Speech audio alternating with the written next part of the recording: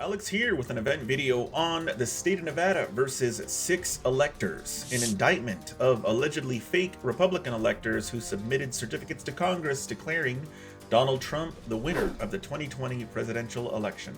Those accused include Michael McDonald, Jesse Law, Jim Hindle, and Jim DeGraffenreid, the charges of which are specifically for offering false and forged instruments for filing felonies with penalties ranging from 1 to 4 or 5 years in prison.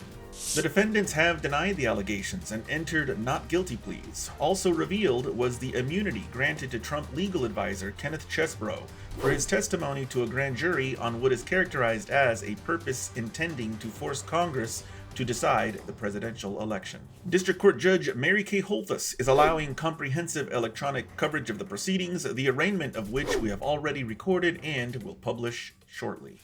The state of Nevada is represented by Attorney General Aaron Ford and Chief Deputy Attorney General Alyssa Engler. The defendants at this juncture are represented by defense attorneys Richard Wright and George Kalisis. You can keep up to date with our coverage schedule by visiting the media tab on ournevadajudges.com, or you can post any questions you have down in the comments below or send us an email at media@ournevadajudges.com.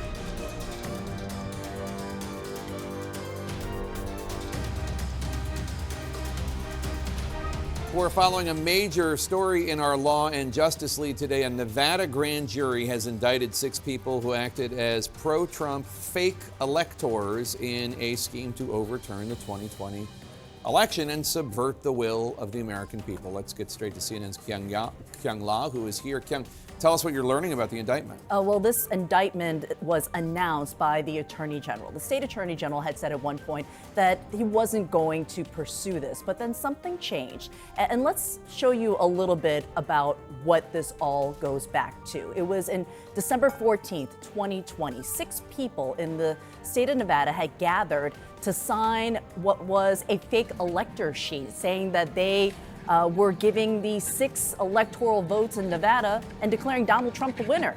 The problem, this is all fake.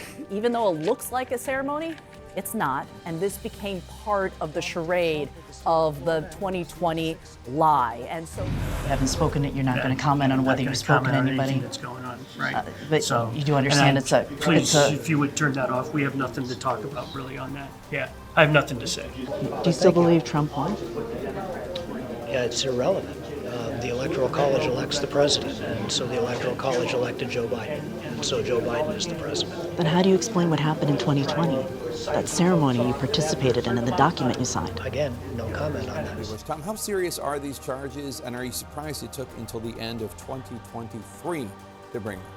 Well, the first question, they're very serious. These are felony charges. You can face incarceration for several years. As to whether I'm surprised about the duration that it took to bring these charges, yes, a little bit. In other words, this was an election that happened, about 3 years ago. And the fact that it took this long to bring what are relatively straightforward charges, they're basically false attestation, false document signing charges. It is a little curious it took 3 years. I think what that reflects is that in these intervening 3 years, there's been some development. So we have witnesses who participated in this scheme, not necessarily the people under indictment, but other people that have been in the news in Georgia, for example, who may well have been cooperating or have started to cooperate with the Nevada Attorney General. So the Nevada Attorney General may now have access to evidence and testimony that he didn't have previously, and that's why he decided that now is the time to bring these charges. Kenneth Chesebro, perhaps. Perhaps. We don't know. Perhaps. We don't know, but we know he's been allowed to travel